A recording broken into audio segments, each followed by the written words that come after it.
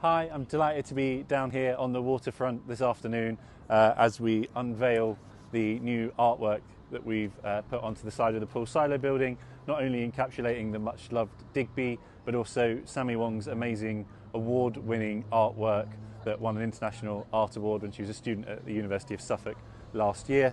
The idea came to us from our initial work with the Wild Walls project and looking at different murals and how art not only enlivens and brightens a space, but actually we know it brings people in, and that leads to more people coming and enjoying the fantastic town that we've got and the businesses that it inhabits. But we knew that we couldn't do this in paint, this couldn't have been sprayed onto the building, and so we came up with another solution, which is why you see this side of the building wrapped, and we really hope that people come down, look at the mural and enjoy the town. Yeah, I'm John D. Edwards and this is Sammi Wong, and we're standing in front of a wonderful mural that she designed, and I got involved because I started what we call the never-ending mural, and that went all along the waterfront, up through Ipswich in the underpasses and into Crown pools, and we raised loads of money. And we saved the art school, which was going to be turned into flats, and it's now being reorganised as a gallery and museum, which is great. But Digby came as a result of a competition we were doing amongst the whole of Ipswich with young people, old people, everybody, doing designs that would go on that wall. And then Steve, Florrie and Sammi came to me because she was doing something here. She'd won a competition to do something here, which is brilliant. I love it. And a lot of people were concerned about the octopus disappearing, so I worked with Sammi to incorporate it.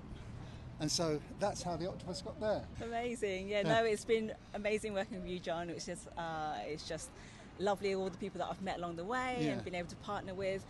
This project came about in my last year of university for my postgraduate degree at the University of Suffolk. We decided to try and regenerate Ipswich because that was really important to me because it's where I live. And originally we thought we was going to do just a bog standard map, just reimagining Ipswich what the next generation might want to incorporate into this town and how we could probably make it better. But then I decided that from the guidance of my lecturers that we need people to really look at the beauty that's already here. And so we decided we want people to get lost within the map.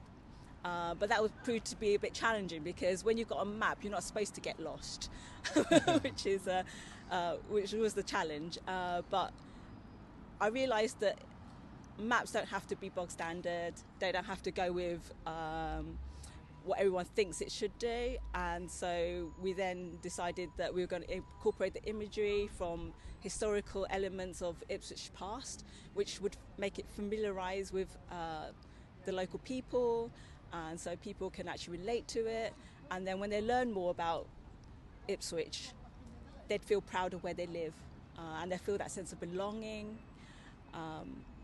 and it sparked lots of conversation since I've produced it.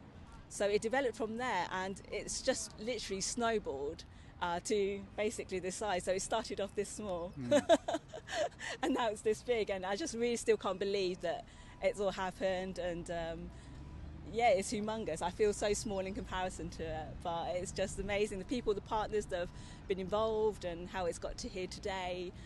It's been a very amazing journey. When we realised that we were covering up this wall, there was an artist that had produced this wonderful octopus that had been up there for over 10 years.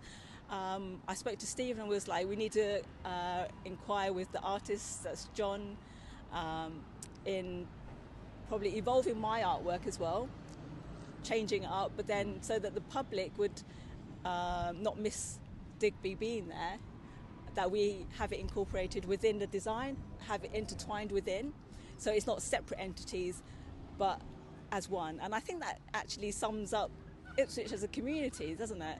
We are all part of this community, and it just works really well.